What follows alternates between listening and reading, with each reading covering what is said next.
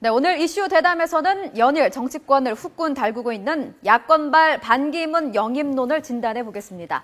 자, 진원지는 권노갑 새정치민주연합 상임고문의 입이었습니다. 지난 5월 미국에서 공부한 신학박사 한 명이 이력서를 들고 권 고문을 찾아왔다고 합니다. 반기문 총장이 정치를 하려 한다. 새정치연합에서 영입해달라면서 말이죠.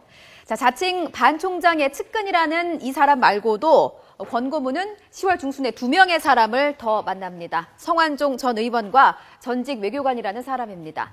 그런데 어제였죠. 반기문 총장의 친동생 반교 씨는 YTN과의 인터뷰에서 이렇게 밝힙니다. 측근들이라고 얘기하고 다니는 사람들은 다 사기꾼이다. 자, 진실 게임이 시작이 된 걸까요? 지금 이슈 대담에서 자세하게 짚어보겠습니다. 예, 지금 우리 안보라 앵커로부터 얘기 쭉 들으셨으니까 우리가 오늘 집중적으로 살펴봐야 될 게 한 두 가지 됩니다. 하나는 신학박사, 과연 그는 누구일까? 이 신학박사에 대해서도 관심 갖는 것도 흔한 일은 아닌데요. 두 번째로 우리가 얘기하는 것은 선언한다고 계파가 없어질까요? 이런 부분입니다. 자, 지금 이 자리에는 두 분 나와 계신데요. 장제원 전 새누리당 의원 그리고 김경진 변호사 두 분 나와 계십니다. 안녕하세요. 네. 안녕하세요. 안녕하세요. 자, 우선 신학박사 얘기부터 해야죠. 예? 네. 신학박사. 예. 야, 참 신학박사님이 또 이렇게 주목을 끌지는 아무도 몰랐는데 근데 그거 신기해요. 신학박사님이 이력서까지 들고 왔다는 건데 이거 이력서까지 들고 왔다는 거는 엄청나게 좀 절박했다라는 얘기 아니 어떻게 보세요? 자신이 이제 그 반기문 총장의 측근이라는 거를 예. 확실하게 믿어달라.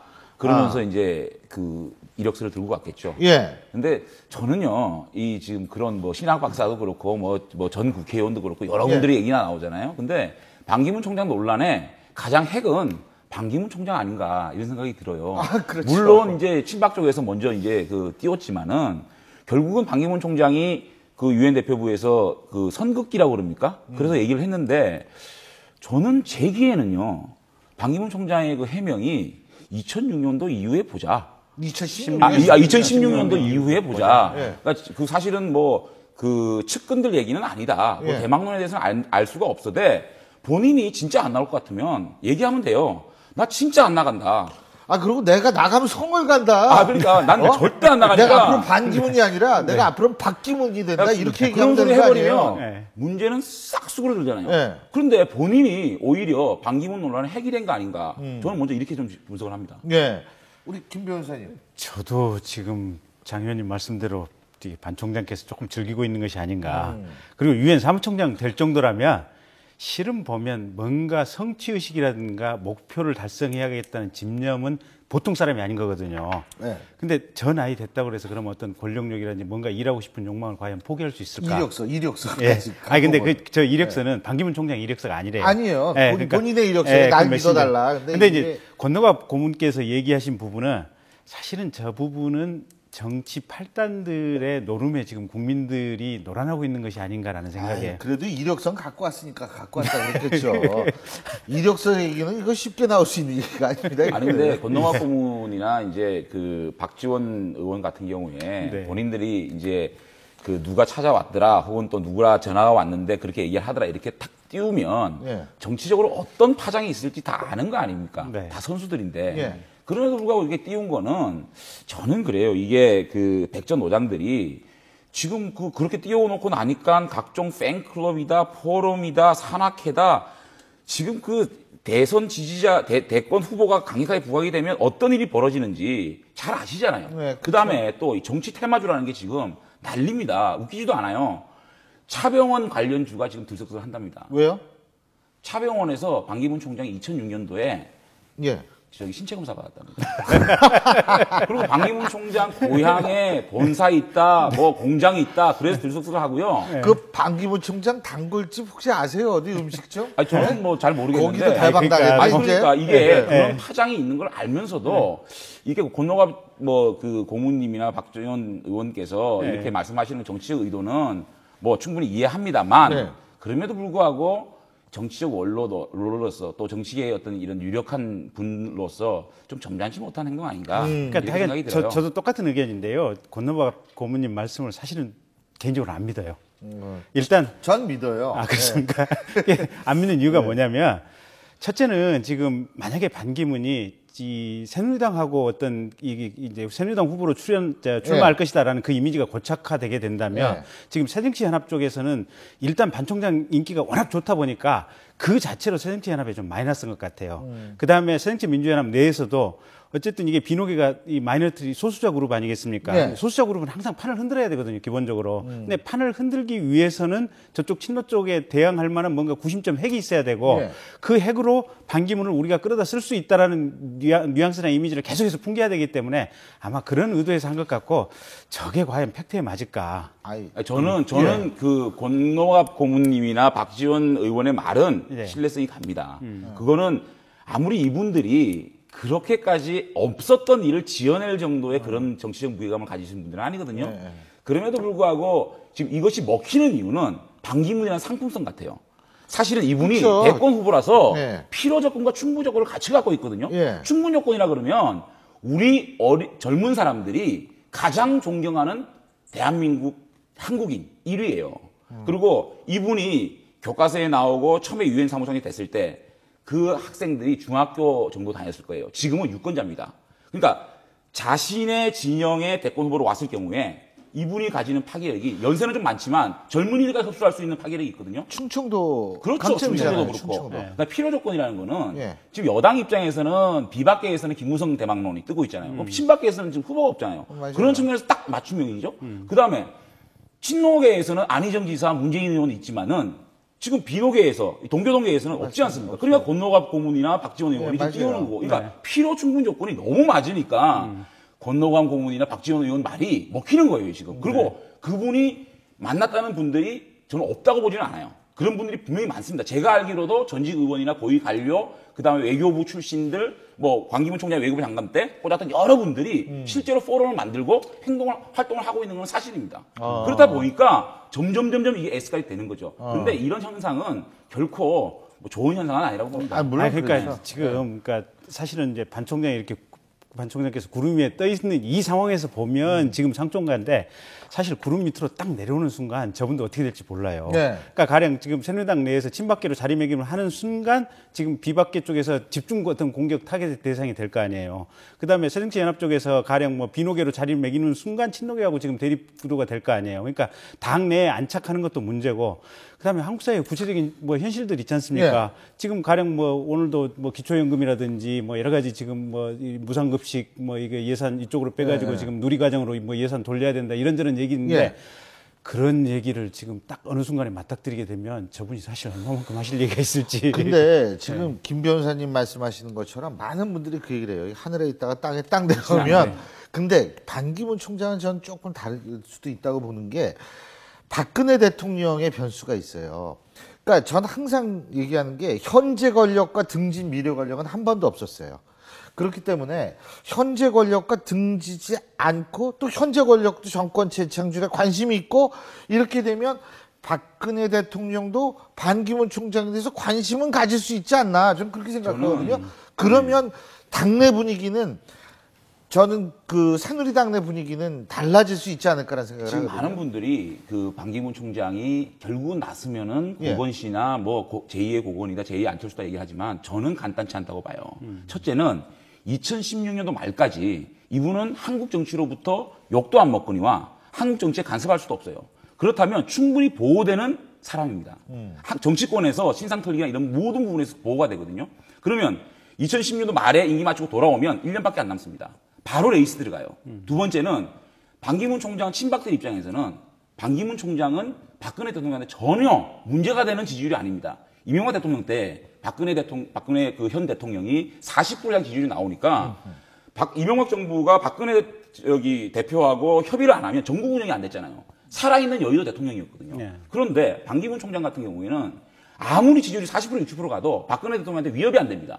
현실 정치에 아무런 관여가 안 돼 있거든요. 그렇기 때문에 박근혜 대통령으로서는 계속적으로 레임덕을 막기 위해서라도 그게 오히려 갖고 갈 수 있는 반기문 총장 카드고 만약에 박근혜 대통령이 지지율이 지금 만약에 임기 말에도 35% 이상 40%대의 지지율을 갖고 있다면 충분히 차기 대선 후보로 반기문 총장을 연결할 수 있는 저는 상당한 타격이 있다고 봅니다. 그거 아주 뛰어난 분석이세요. 근데 문제는 네. 거기 있어요. 그러니까 아하, 대통령하고 관계에서만 보면 사실은 그렇게 작용할 수 있죠. 근데 문제는 대통령하고 척을 지는 게 가령 새누리당 내에서도 지금 비박계는 완전히 대통령하고는 어쨌든 각을 세우고 갈 거 아니겠습니까? 네. 플러스해서 지금 상대당이 있지 않습니까? 네. 그러니까 결국은 이게 뭐 어떤 비중 수치는 다르지만 이 두 개의 세력에 의해서부터 동시에 척을 대면 거기서부터 검증이라든지 여러 가지 논란이 파생될 수가 있지 않습니까? 네. 그거 간단치 않습니다. 어. 새정치연합 내에 들어간다고 하면 예. 가령 지금 비노계 쪽으로 딱 자리매김을 한다. 그러면 친노계 쪽에서도 어차피 공격 들어올 거고 새누리당 내에서도 새누리당 측에서도 공격이 들어올 겁니다. 예.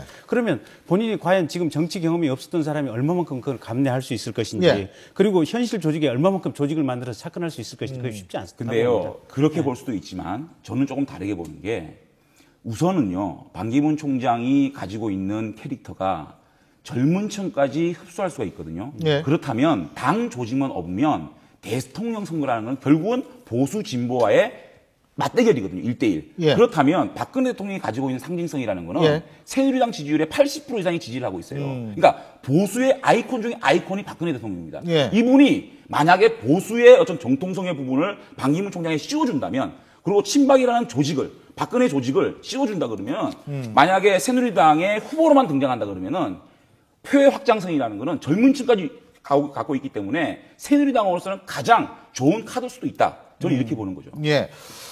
그렇군요. 잠깐만요.